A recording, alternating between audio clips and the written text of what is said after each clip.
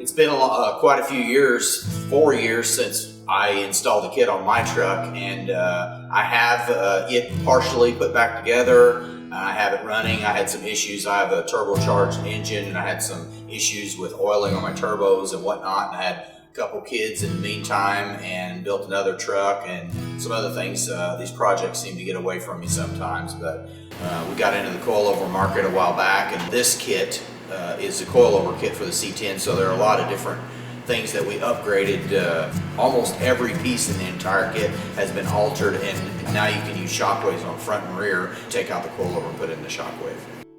Helping Shane with this project kind of relit the fire for me to work on my truck, so hopefully that gets done soon. At Ridetech, I'm a CNC machinist, make suspension parts for trucks like vehicles like these. And I was a car guy before I started working at Ridetech, but once I started working there, I kind of got the fever to get a hot rod. My dad had a 68 Chevy long bed. My uncle had another 72, and just my family's had a bunch of these trucks. So I grew up with having a lot of memories in one of these trucks. He's half as old as I am. He can't even legally have a beer in Indiana yet, but he has a really good work ethic, and in my mind, most of the younger generation would rather be sitting on their couch watching video games, but Shane was really out here working hard. He knows a lot for a young guy. I don't think I knew quite that much when I was that age. He's not afraid to try anything, and he's going after this project full steam.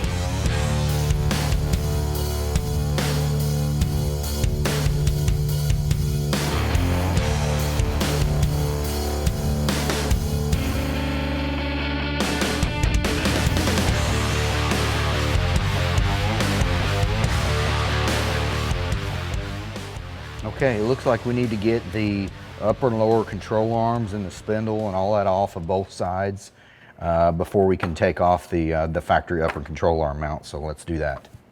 Shane, as you can see here, if you can move those springs around like that, then there's not any load on there, so there's no real danger of you releasing the pressure and getting hurt on anything. So what we can do now is start taking these bolts loose here to get this front off. We need to take this outer tie rod end off, and then we'll take the lower control arm mounts off. We'll probably want to keep these shims together. That way, when we go back together, we'll be at least close on our alignment before we take it somewhere and have a professional alignment done. You don't have a set of ratchet wrenches, do you? Absolutely.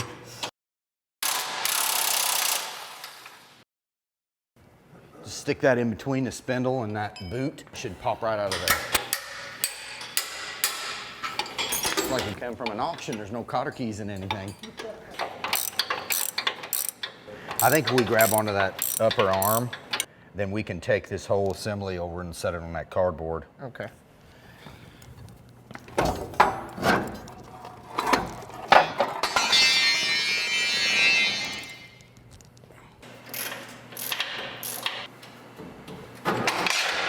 Oh, these haven't been cut by somebody. They're actually lowering springs. All right, let's refer back to our instructions here and see what we need to do next. Yeah, we need to remove the rivets on the factory upper control arm mount.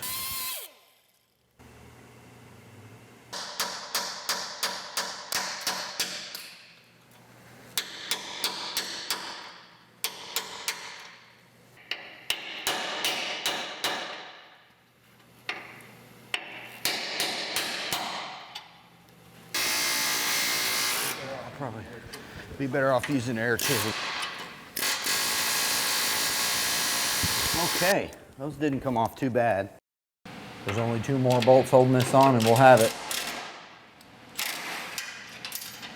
We've taken off everything we need to take off on the front to install our new kit. There's our new piece next to our old piece. This front kit is supplied with these templates, so you just hold it up there and it cuts right out.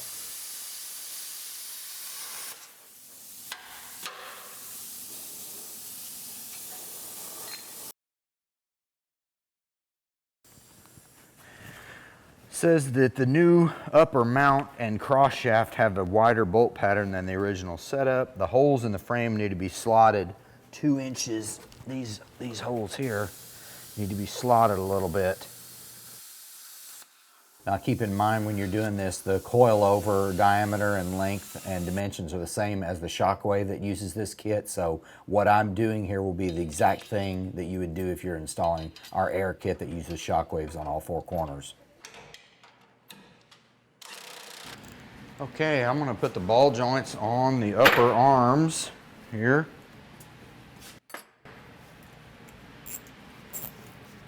Well, this kit's a little bit different than the kit that I installed on my truck. These upper arms have a caster slug adjustable cross shaft where you can insert these caster slugs to gain caster, and it comes with a standard set, and there are some options available to add even more caster.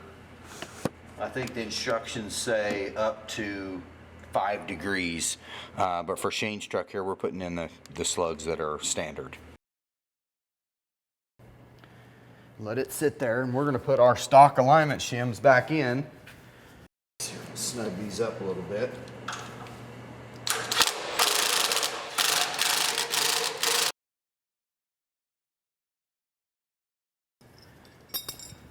Now I'll put these washers on. One thing that you want to make sure of when you're tightening these up, that you just snug these up. You don't over tighten that because you want this to be able to move free. If you tighten that up too much, you're going to have some binding there. This kit has Delrin control arm bushings as opposed to the old rubber bushings that we used in the old kit that I have, but that makes a lot less binding on the suspension. There's a little indention here on the cross shaft that matches up to a place on the frame rail, just as a reference point. So this needs to be pointed up this direction whenever we install it here. There we go.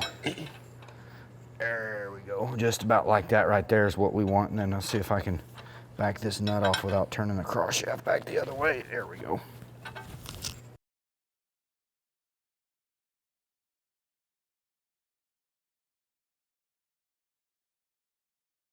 This kit uses the factory U-bolts to install these lower control arms. Even though we're installing a coil-over system, we like to use these bump stops in case the suspension would ever bottom out.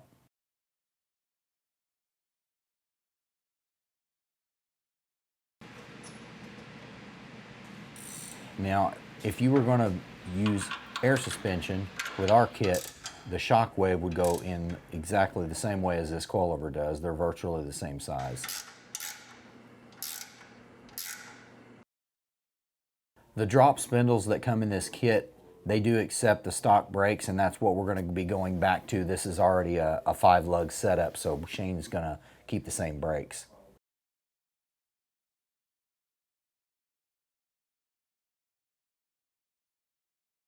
Well, we got the brakes all on, and now we're going to move the jack stands back so we can have plenty of room to put the front sway bar on. That's the last thing. 63 to 72, you clamp the mount 2 3/4 of an inch behind the oval hole in the frame. Both of the holes for the sway bar mount must be drilled with a 3/8 bit.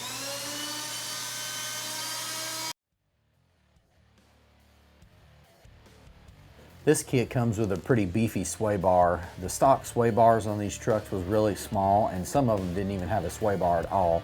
So this kit is going to really make your truck drive great. We spread this install out over a few days due to the fact that we were filming everything. Now there's no reason why a guy couldn't do this in his garage over a weekend.